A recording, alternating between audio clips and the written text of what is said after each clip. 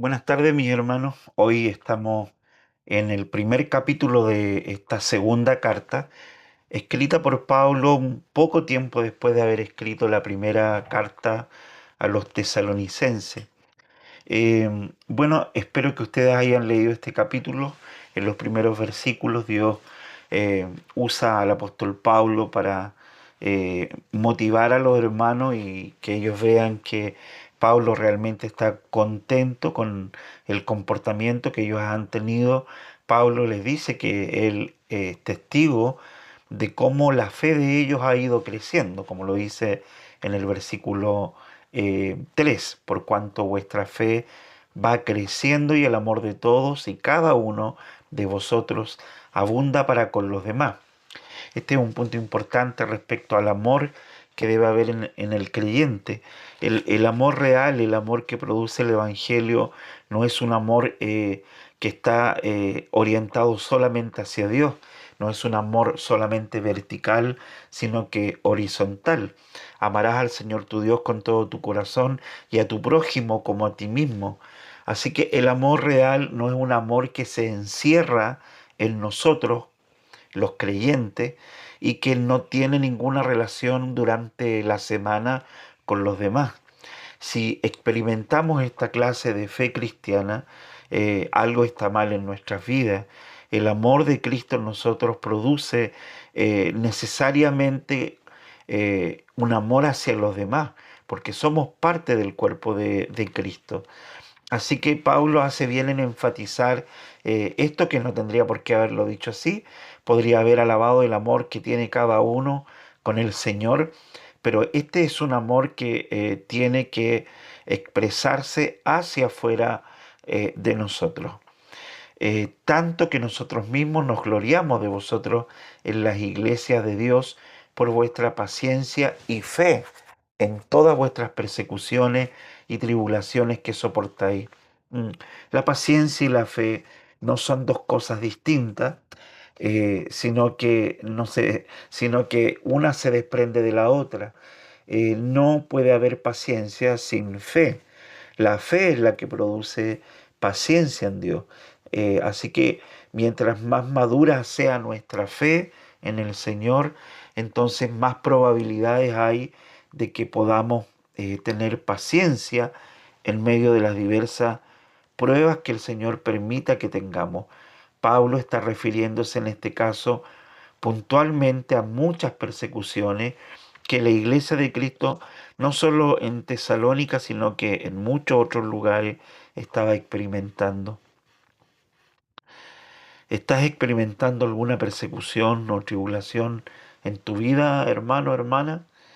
Eh, pues la palabra de Dios dice que no hay otra manera de poder atravesar las pruebas difíciles si no es por medio de la fe.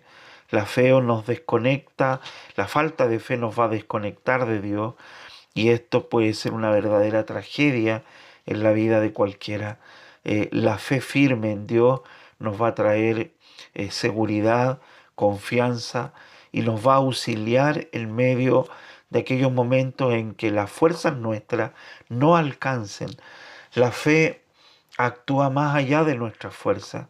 Si bien es cierto, van a haber momentos en que tú y yo a lo mejor vamos a flaquear, vamos a dudar, no vamos a saber qué hacer en determinados momentos, pero es en esos momentos en que los recursos de Dios están disponibles y el Espíritu obra en el corazón nuestro, en medio de la prueba, en medio de la dificultad, produciendo frutos que por nuestra fuerza nosotros no podríamos tener.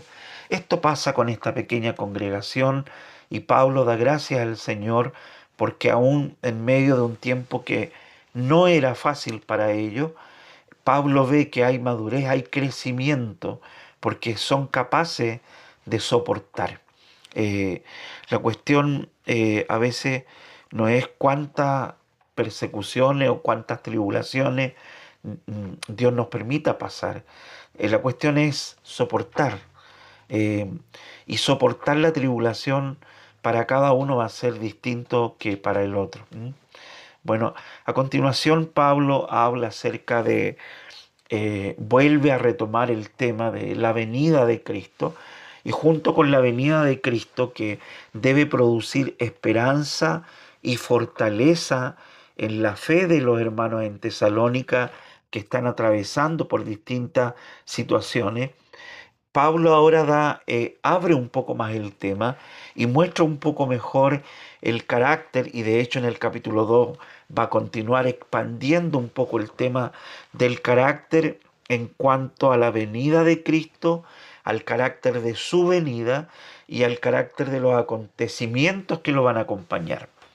Y Pablo, hablando acerca de las tribulaciones que el creyente estaba pasando en Tesalónica, y que son tribulaciones que estaban pasando en muchos otros lugares y que siguen pasando en el 2025, Pablo le dice a los hermanos respecto a esto, que todo esto que está sucediendo es una demostración del justo juicio de Dios, para que seáis tenidos, voy a leer hasta el verso 7, para que seáis tenidos por dignos del reino de Dios, por el cual asimismo padecéis, porque es justo. Nuevamente menciona la palabra justo y está hablando del justo juicio de Dios, porque es justo delante de Dios, juicio de Dios, pagar, y esta es una palabra que tenemos que tener ahí en cuenta, porque es justo delante de Dios pagar con tribulación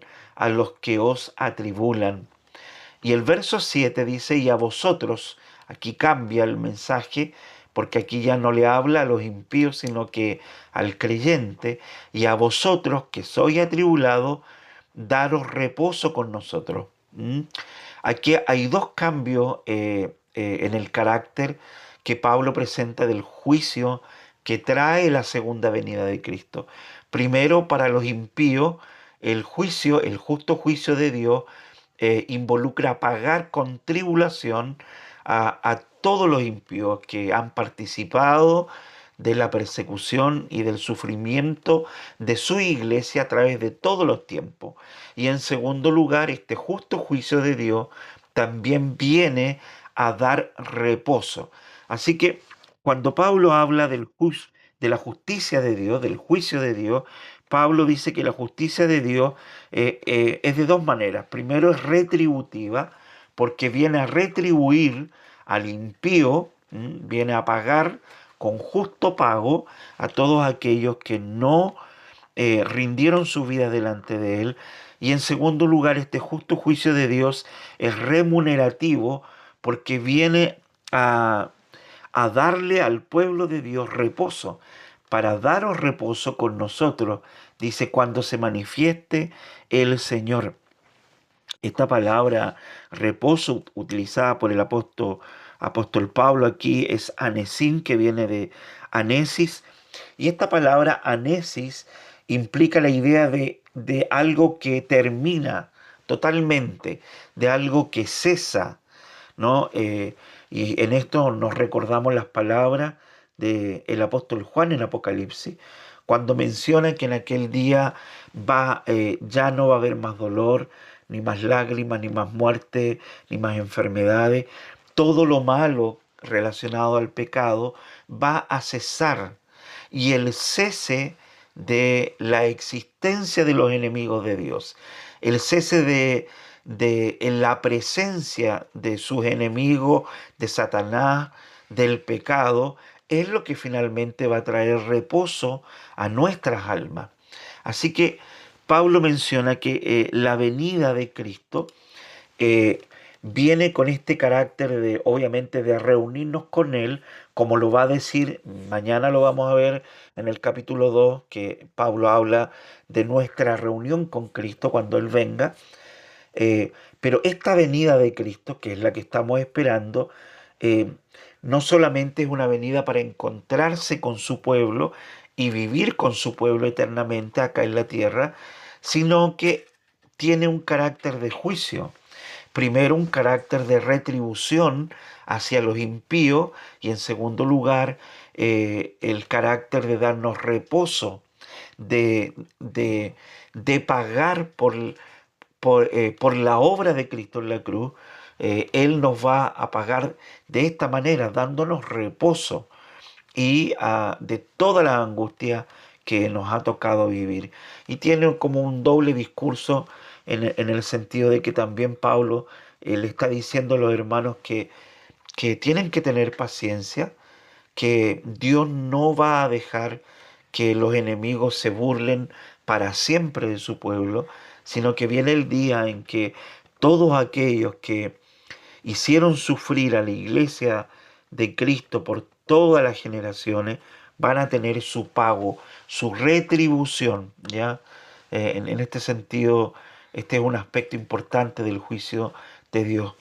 Luego en el versículo 8, él menciona otro elemento más, o bueno, antes, yo la otra pregunta que les puse ahí era respecto a los ángeles que vemos venir con él, porque dice, para darnos reposo con nosotros cuando se manifieste el Señor Jesús desde el cielo con los ángeles de su poder.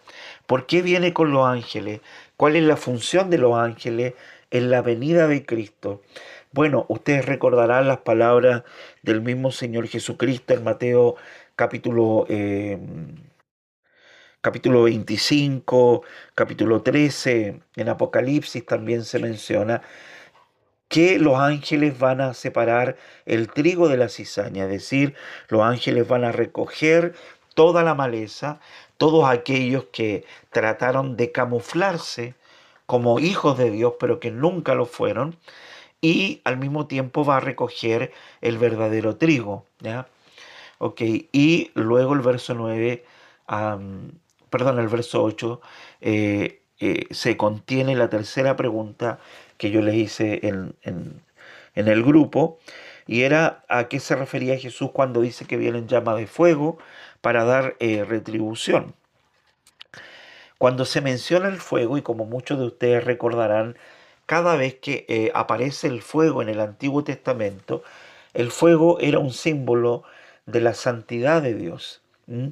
De tal manera que este juicio de Dios, Pablo enfatiza, recordarán que estuvimos viendo esto en el verso 5, justo juicio de Dios, y luego en el verso 6 vuelve a mencionar que es justo delante de Dios pagar, ¿no? Así que Pablo enfatiza la justicia de Dios. No solamente que Cristo viene a hacer juicio a los impíos, sino que su juicio es justo. Y es justo porque Él es santo. Así que Cristo viene con justicia y en su santidad. Enfatiza la santidad de Dios cuando dice en llama de fuego. Ahora, aquí ha habido mucha discusión si es que se refiere a una manifestación literal de que viene en llama de fuego o la apariencia, el carácter con la que el mundo va a ver la venida de Cristo cuando venga con su iglesia a pisar la tierra. Será esta apariencia como, porque recordarán, para completar el cuadro, mi hermano, eh, obviamente que acá estamos jugando un poco porque Dios no nos aclara los detalles de los momentos, de los tiempos, de la hora, de los días en que todo va a suceder. Pero a grandes rasgos generales, la venida de Cristo se manifiesta en el cielo con con gran poder, y Él viene con sus ángeles, y al mismo tiempo los que estaban en el cielo regresan a las tumbas de la cual resucitan con cuerpos glorificados, y después de esto, los que están vivos son alzados juntamente con los que resucitaron para recibir, para ir al encuentro, para ir a reunirse con Jesucristo en las nubes. Ese es ese es un aspecto de la venida de Cristo. Pero luego que estamos todos en las nubes, con el Señor encontrándonos, gozándonos, no sabemos cómo va a ser ese momento, pero va a ser demasiado glorioso. Pero luego viene esta segunda parte, que es cuando bajamos a la tierra y Cristo viene a la tierra Y todos los muertos, dice Apocalipsis, de todos los tiempos van a resucitar. El mar va a entregar a sus muertos, grandes, pequeños y chicos van a resucitar y cuando resuciten van a ver venir del cielo a Cristo con los ángeles, con la iglesia. Y en este aspecto no sabemos quizá con qué apariencia van a ver ellos la llegada de Cristo. Seguramente no va a ser la apariencia de un lindo y un manso cordero, como fue Jesucristo cuando estuvo acá, sino que la descripción de Pablo podría tomar más vida al mencionar que Él viene a juzgar al mundo y viene en llama de fuego, manifestando la santidad de su justicia, pero al mismo tiempo probablemente pudiera ser que el aspecto de Cristo sea en alguna manera literalmente como el aspecto de una llama de fuego que viene bajando en toda su santidad para dar retribución a los que no conocieron a Dios. Bien.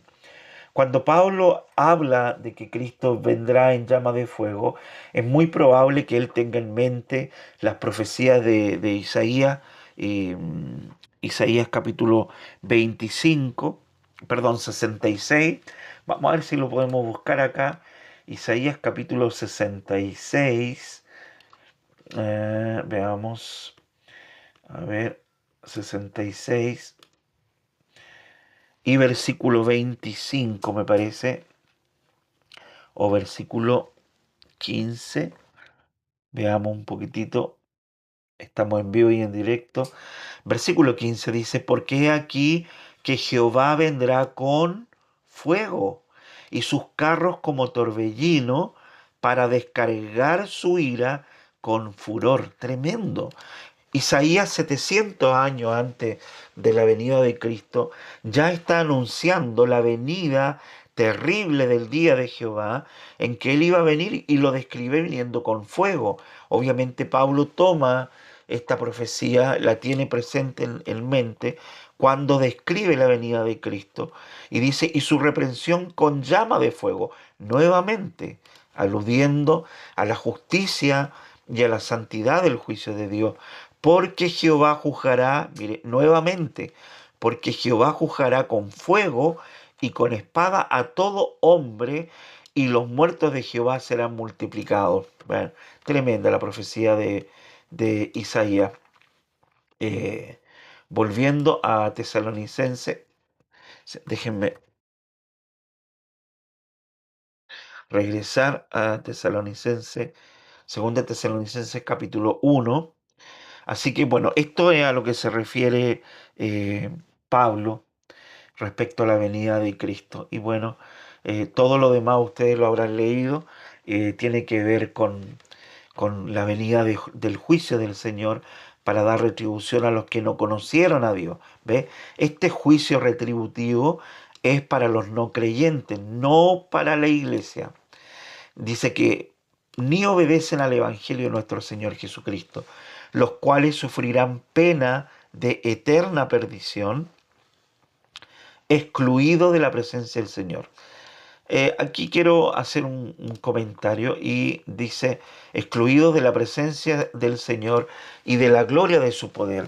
Finalmente, ¿qué es lo que es el infierno? Porque nosotros podríamos pensar, si interpretamos de manera literal, que el infierno tiene llamas literales, ¿no? De fuego, pero eh, podría ser, hermanos, que el peor castigo, el peor fuego, la peor pena y sufrimiento del infierno no sean las llamas de fuego literales, sino que es el abandono del alma y del espíritu totales de la presencia del Señor y de la gloria de su poder, que es la que sostiene actualmente incluso al impío. ¿Sabe usted que no solamente los creyentes son sostenidos para seguir viviendo por la presencia de Dios, en el caso nuestro una presencia real que mora en nosotros, pero aún el impío vive bajo la gracia común de Dios, porque Dios lo sustenta, lo cuida, lo protege para que no caiga en la máxima expresión en la que podría caer producto de su propio pecado. Cuando Pablo dice que estos van a sufrir pena de eterna perdición y luego dice excluidos de la presencia del Señor y de la gloria de su poder, está haciendo un guiño al juicio anterior que Dios hizo sobre la humanidad en el huerto de Edén. Recordarán que el peor castigo de Adán y Eva no fue haber sido excluidos del huerto.